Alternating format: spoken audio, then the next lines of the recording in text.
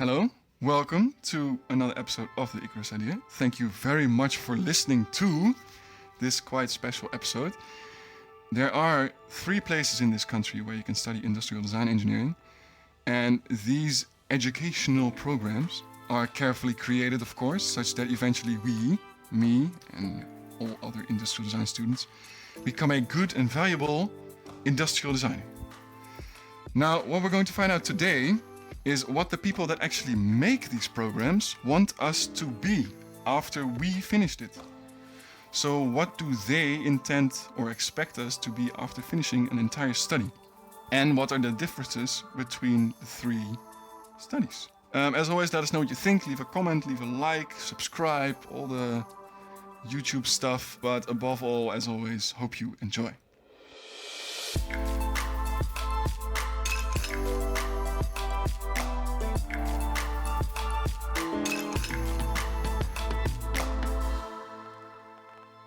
Hey, welcome to another episode of the Icarus Idea. My name as always is Joris, and today I've been left alone by my fellow host Bram, and I've been joined by not 1, not 2, but 3 guests today. And since we have a lot to talk about, I'll just introduce them right away. I took some lessons from Bram, so I hope I do it right. Ena, I would like to introduce you first.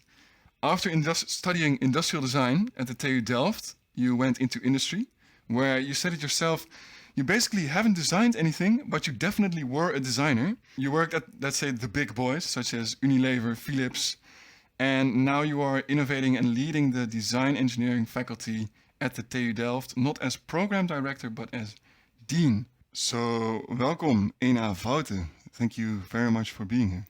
Thank you very much, Joris. Pleasure to be here. Yeah, I did design some things, but maybe not products. Okay. We'll get to that later, okay? All right, next up is the program director from Eindhoven.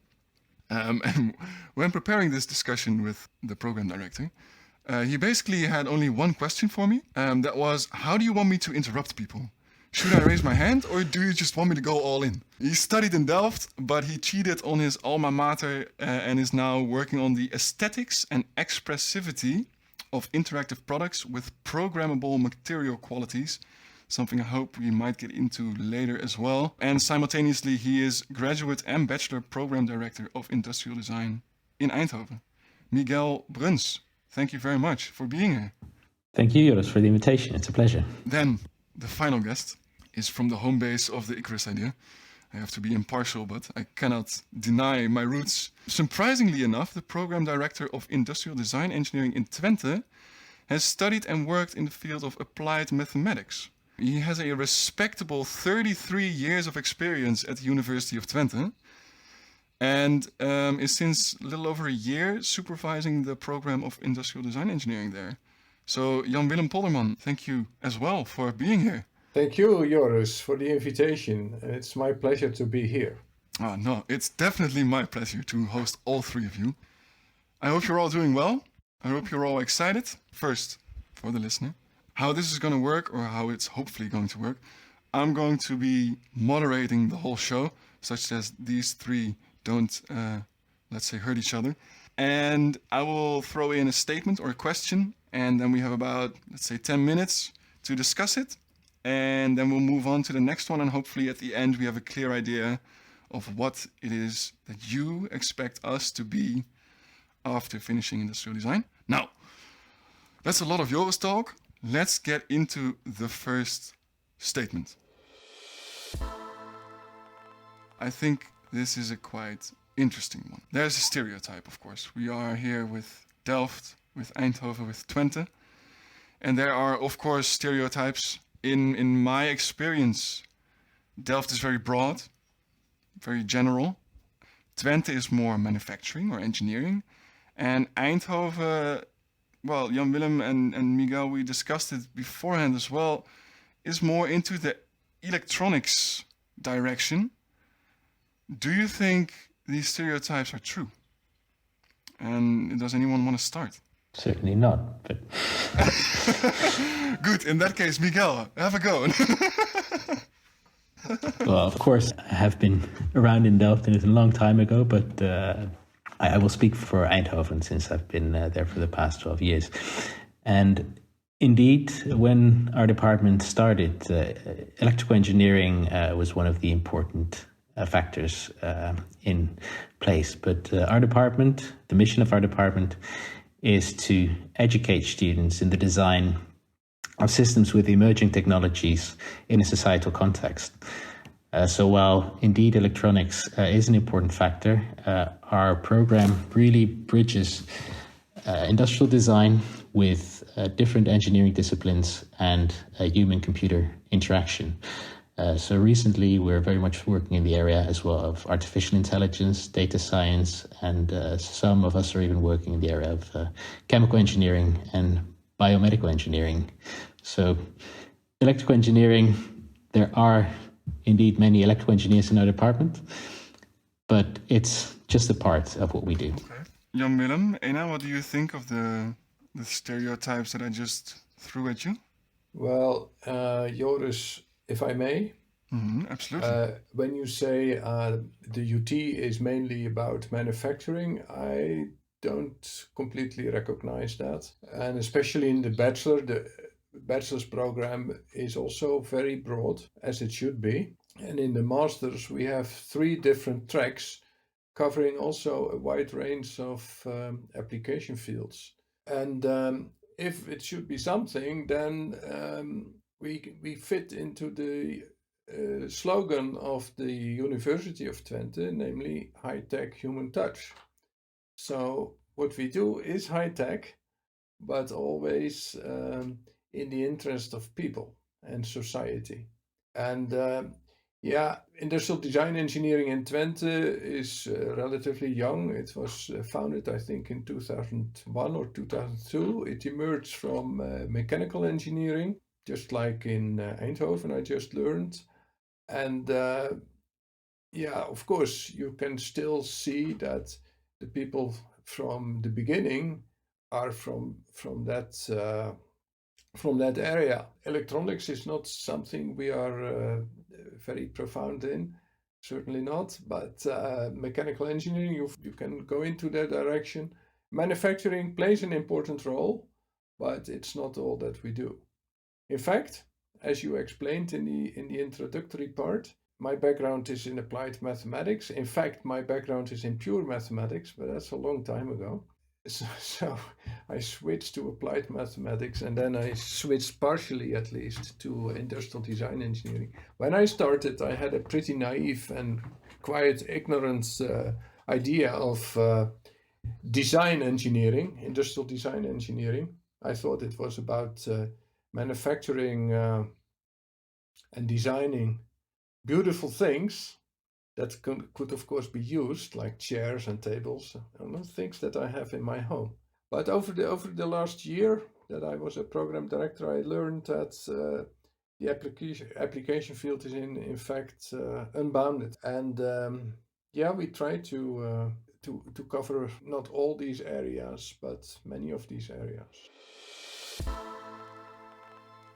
It's funny that you mentioned the prejudice that you had about industrial design. I think this is something that a lot of industrial designers have on their minds as well. If they explain it to other people, is the expectation of other people is that it's just making stuff beautiful. Now, I would like to ask, like, the 3 of you, you are very experienced either in directing the program or in industrial design itself. Why does the whole world think it's just making stuff beautiful?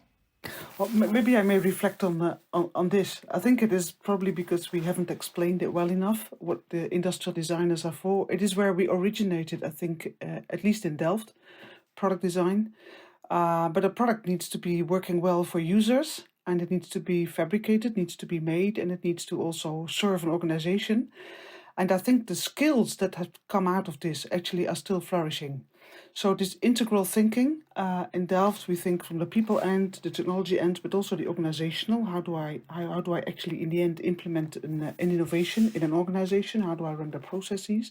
All of these three come together, and in the end, it is a way of working. And in some cases, they call it design thinking in the world, but design thinking is often explained as putting a lot of post-its on the wall, but that is not what we do. Yes, maybe we do put post-its on the wall, but that's not the end result. That is, in the end, it is about integral thinking. So you do an exploration of the problem you want to solve or the thing you want to improve, and solutions, and you do that iteratively.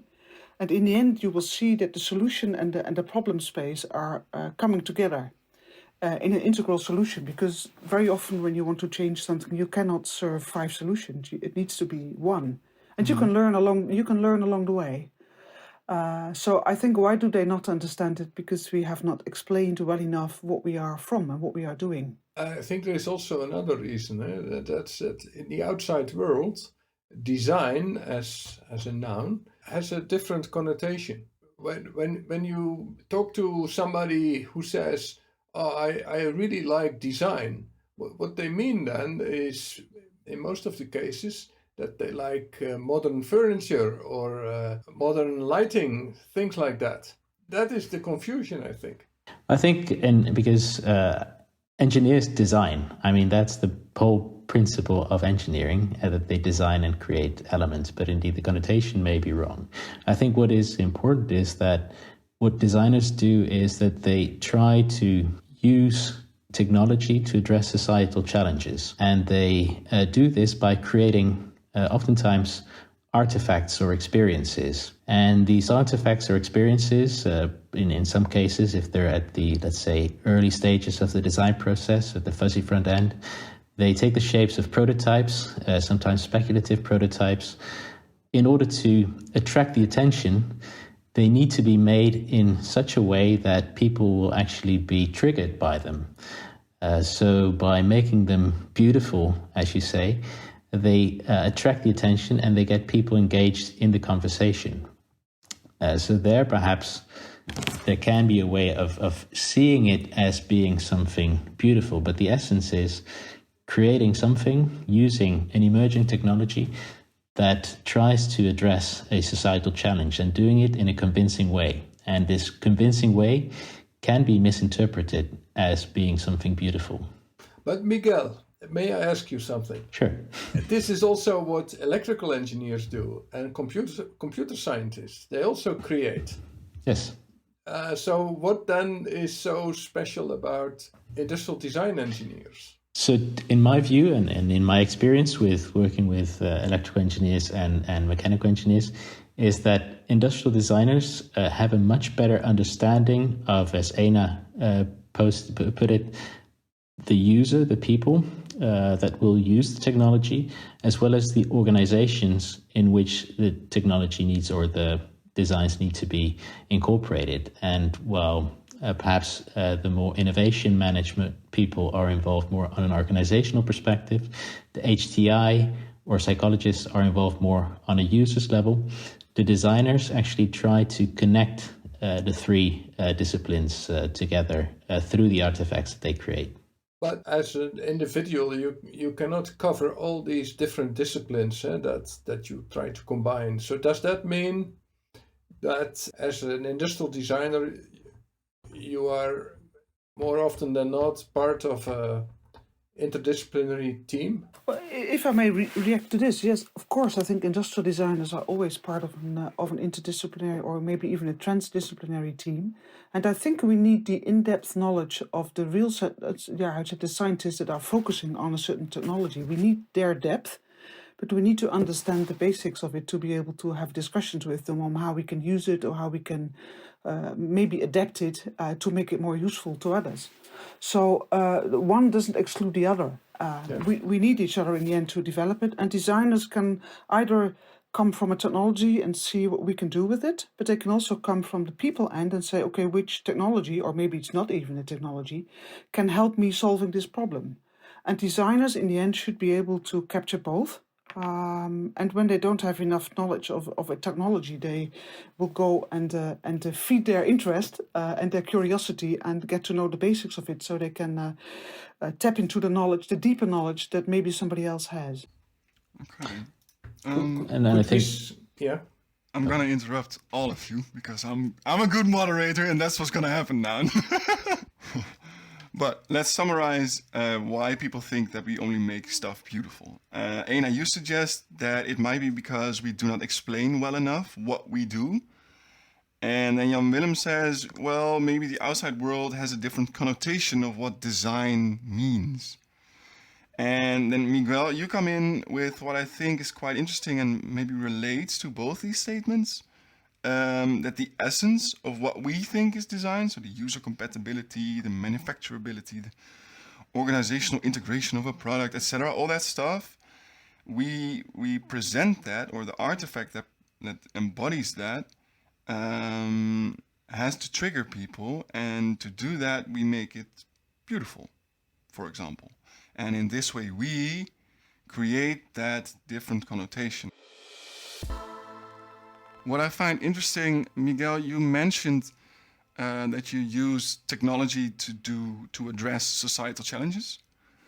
Ena, I read on your website on the TUDelft that we are inspired by the societal challenges we have ahead of us. And Jan Willem, you mentioned just now that the slogan of the University of Twente is high-tech human touch, which means every technology has to have some kind of human relationship. That sounds very similar to me. I'm gonna ask Ena, but feel free to interrupt Miguel. What do you think distinguishes Eindhoven and Twente then from Delft? Well, I ask myself whether that is the right question, if I may. I think we are all educating designers, and there are a lot of designers are necessary to come with solutions for the societal challenges that we have. We have slightly different connotations and slightly different focus, but in the end there's so much to do that I think there is space for everybody. As said earlier, there's so many areas where we can help that it doesn't matter when we have slightly different foci within our universities. So yeah, we are slightly different, and that is, I think, also beautiful because that gives the potential students more choice. Yeah. They find it sometimes difficult to choose, and therefore maybe we should define it at a later stage. But I think whatever we do, there's so much to do. It's all good because it all is productive. Can I comment on Ena? So, in a way, I fully agree, and I think that the essence. So there's a strong need for designers in the Netherlands, in Europe, in the world in general. I don't think that we deliver on different promises. We deliver different types of designers. What I always tell prospective students is that the way we approach design and the way that we approach education oftentimes is very different. And I think you can also have different ways of learning, just there's different schools and there's different programs. So the essence may not be in delivering different types of designers, but delivering designers in a different way. And that's what I tell students. Look at which educational program suits you best. But that's a different discussion, perhaps. Yeah, but I think that is certainly true. And are you also referring to, say, the atmosphere? Atmosphere can be a part of it, but I'm mainly focusing on the way of learning. But this is a question that we always get at open days, and that was already the case when I still was program director of applied mathematics. What is the difference between Delft, Eindhoven, and Twente? And what I always say is that I can only speak for Twente, and if you want to know how it is in Delft, please go to an open day in Delft and see for yourself. But what we hear back from students is that the atmosphere is really important. And when it comes to differences in atmosphere, Twente is the smallest program when it comes to number of students, I think. We have this fantastic campus that many students appreciate, but we are not in the Randstad. We are not in the big city where everything happens. And there are students who appreciate that, and there are students who want to be in in a more crowded environment. And then there are probably differences in didactic approach, the way we teach, but in the end, what we deliver is probably very similar. So, for a prospective student, you would say it doesn't really matter where you go; you're going to end up the same. That doesn't sound right. Well, that was not what I was saying, but I don't know if You're following a different route to a more or less similar location. So, Yeah.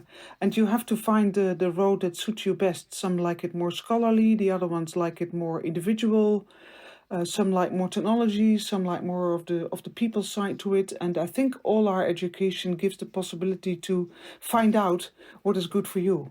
Exactly. And I fully agree with the fact, go to the open days, sense the atmosphere. In Delft, we are, of course, we are slightly larger, which gives us certain limits in the things, in the flexibility we can give, but we can give a very broad spectrum of content. Yeah, when you like that it's maybe good to go to Delft. But if you like more of the expertise that is explained on the open days in Twente, by all means go there.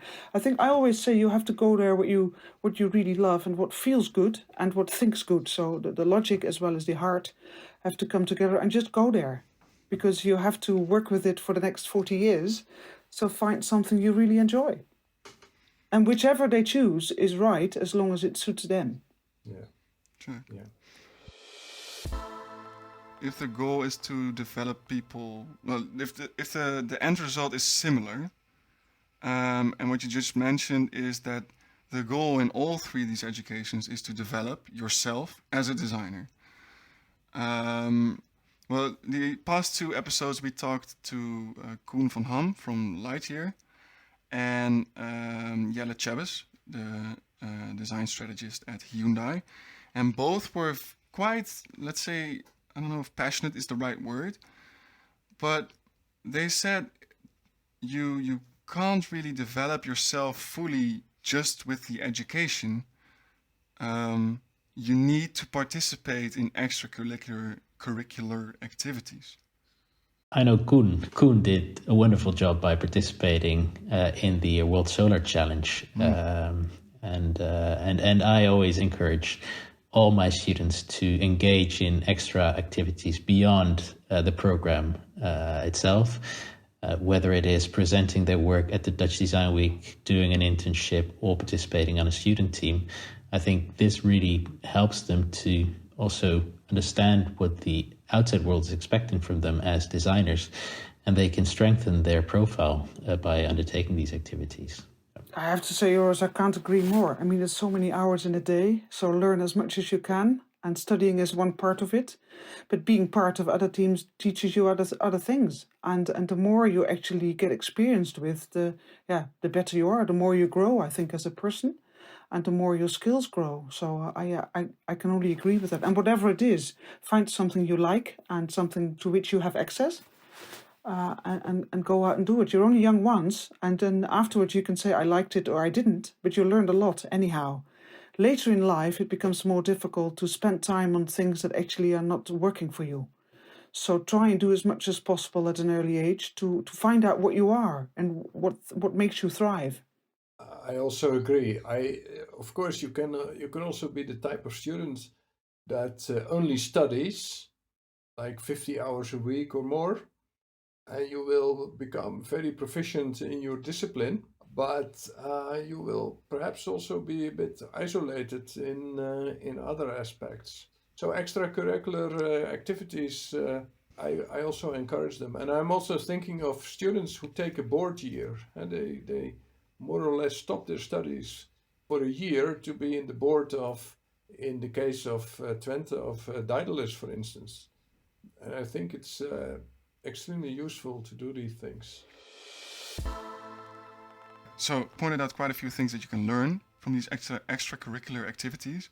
If you, let's say, extrapolate that, you could say that might be a bit of something that is missing from the educational program itself.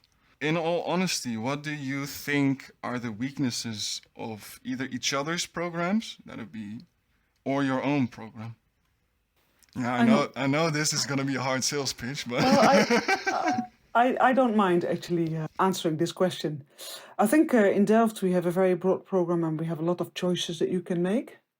And there's also quite a bit of, how to say that, courses you can choose yourself, so they're not obligatory. And there, I think it would be good if some more students actually would go in depth into a topic instead of taking the course that takes least effort. Sometimes go for a course that really puts you out of your comfort zone.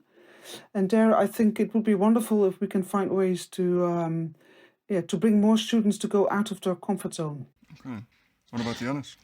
Well, I think our students have a lot of opportunities. So actually, from the very first day, they already start choosing the projects that they want to work on, and they have electives in their first year. And what we notice is that it's difficult to pave the path and to understand already from an early stage what it is that they want to achieve. So the mindset of the student coming from high school is oftentimes like, I need to pass this course. Whereas sometimes you want to shift it. No, you don't want to pass a course. You want to learn something new.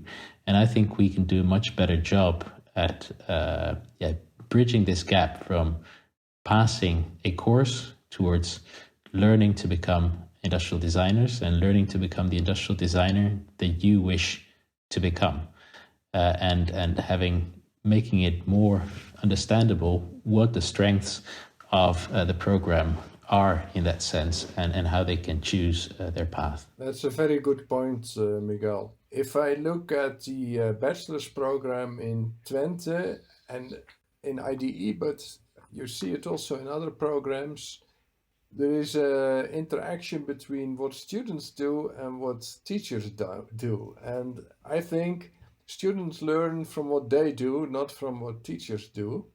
This is a quote not from myself, by the way. But as a reaction to what Miguel just explained, that students come with the perception that they have to pass courses. As a reaction to that, I see in the curriculum and in the way we execute it, that, in my opinion, we have a little bit too many exams. And if you have too many exams, then as a student, you start to take you want to survive. Mm-hmm. I fully agree. And that is something that we are working on, to have subjects that are a bit larger, like at least 3 or 4 ECs, so that students have more time to digest the material and to learn, indeed, because that's what I just a couple of hours ago, I wrote an email to a student who just failed the course with a 5.2.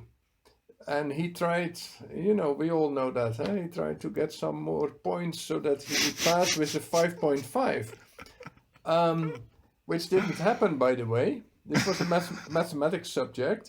I told him, look, why don't you focus on extending your knowledge about this subject rather than trying to get some more points so that you can leave it behind you and have learned not so much. I don't know what he will do with that remark, but so that's something that could certainly be improved in our program. Another point that I wrote down, anticipating this question, is that we should incorporate academic skills a little bit better. And by academic skills, I refer to writing skills, presentation skills, collaboration skills, giving and receiving feedback, and information skills, and perhaps more. And then a last point that I want to make about our bachelor program is that we should make serious work of internationalization. We have like 30-35% international students. International staff is also growing in share. But we are still a Dutch program, English taught. And you'd like it to be an international program? Well, it doesn't matter what I like to be, but that is a choice that the program made in 2016. And either we are going to do this, or we have already made some steps, or either we take some further steps, or we stay a Dutch program, English taught. No, I think it's pretty cool to hear that actually, because there was a lot of controversy about whether it should go to English, and definitely in Twente you have this, the teachers only speak Twenglish, which is, well, not the most flattering form of English you could describe it. But I think in like the few years that I've been there now, since it started in fully English, there's been some, because of all this criticism, there's been like huge steps in how well that goes, I think. Same goes for Eindhoven. Miguel, what you say is that, well, they don't really, we give them a lot of choice, but at this young age it's very hard to find out what you want. Well, past 2 episodes we just heard that a great way to find out what you want is actually do extracurricular activities. And in as far as I know, and I've heard from friends in Eindhoven, is that, and what you see from Koen as well, is that you are pretty well provided with a lot of student teams. So there's an ample opportunity to actually find that out then. And thirdly, for Delft, what I know is, I agree with you, Ena, that it's quite broad. But what I also heard, again from Jelle, so last episode, and I heard this more often, is that this broad, it's like there's so many students, which is maybe a disadvantage, but there's so many students that there's also students that have the same interest as you.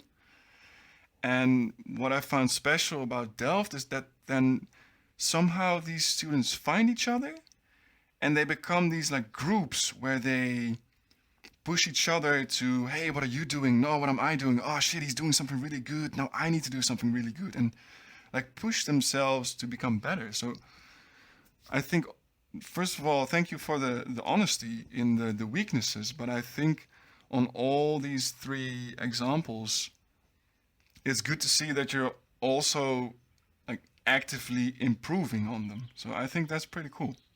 Well, that's the beautiful thing, I think, about industrial design education, is that you can improve and design it all the time. And it gets better also all the time. And that's also why I think a lot of our teachers are very enthused, and they continue to be enthused, because there is no one year the same as the last. Because even when you learn have the same goals for your education, you probably do it on different topics, different projects, on which you do design, and that I think is fascinating for this education, that it keeps everybody enthused, which I think shows at all universities. Can I ask a question to Ena and Miguel? We are still in a lockdown situation, so a lot of our teaching, if not all, is online. What do we learn from the year behind us for when we are back to normal, if at all? Well, I think so. We have quite large amount of students. If you do give a lecture, that is probably something you can easily do online. But working together in teams is a little bit more stressful. Although also there, when they're well organized, they come to fantastic results. But still, they miss the serendipity, the things you didn't expect, the discussions that were not programmed online. That's what they miss, and that stimulates creativity. So I think whenever we come back to campus, we should give quite a bit of space to for students to meet each other and to stimulate each other's creativity, because that is something that was a little bit more difficult the last year. Yeah, I think I agree there indeed with Ena. The largest difficulty was this learning from each other. When students are isolated, they rely on their teachers, but they don't rely as much on their peers as they do when they are working in a studio-based environment on campus. But definitely there's an opportunity to particularly knowledge transfer. Knowledge transfer can be very easily organized online, but what you do with that knowledge is something that needs to be done on campus. So I think there's an interesting shift in the educational approaches. I think so too. And Ena mentioned lectures. I want to investigate if we can go one step further, not doing them online, but not doing them at all. Because more and more I observe that lectures either in a big lecture hall or online, are not very effective when it comes to knowledge transfer. And we have been experimenting with different forms where students were much more active than they would normally be in a lecture, where they can sit back and watch the lecturer working. So that's something that hopefully we can explore a little bit more. I think you're probably also referring to the mixture of instruction and then playing with the things you learned, etc. So Yeah, there, I think designers have been pretty creative in just developing on the spot new ways of doing education. yeah. And getting feedback all the time, also what works and what doesn't work. It's amazing that with the technology we have at hand, how much we have been able to achieve. And in the Netherlands, we can be very pleased with the fantastic internet network compared to a lot of the other countries. Certainly. So I think the most important takeaway is that there's some kind of serendipity missing, and the learning from each other is missing. And at the same time, the necessity for lectures feels like we can do that more effectively online. So maybe in the future we could use more of the building space of a university for other things, like working together, studios type of things, or workshops or something like that.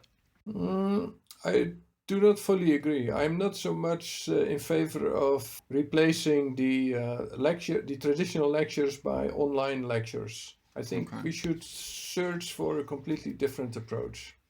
And as I said, we have already been experimenting with that. One of the main disadvantages of online education for large groups is that you don't know whom you're talking to.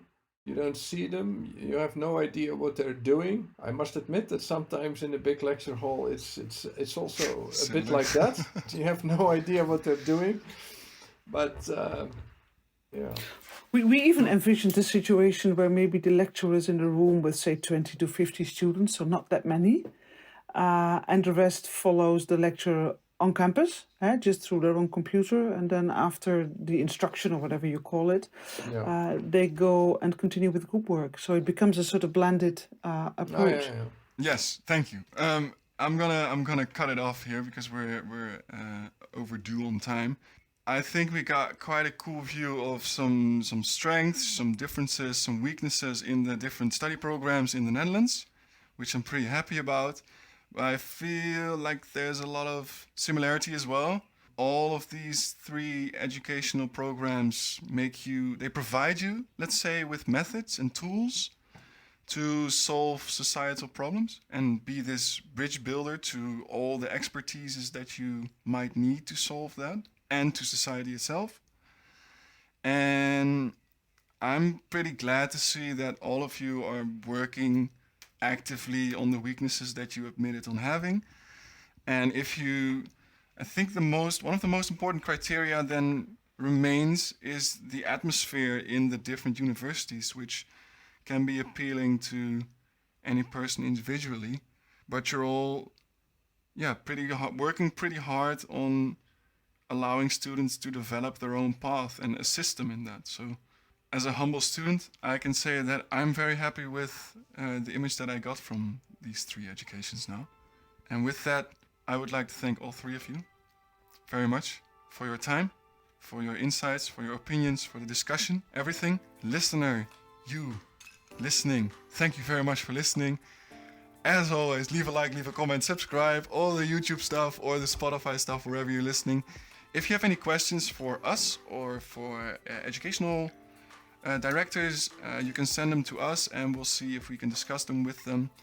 Yeah, with that being said, I think that's it. Thank you very much for your time. Thank you. Thank you for having us and listening in. Yeah, thank you, Ena, and thank you, Willem, for your discussion. Thank you both. All right.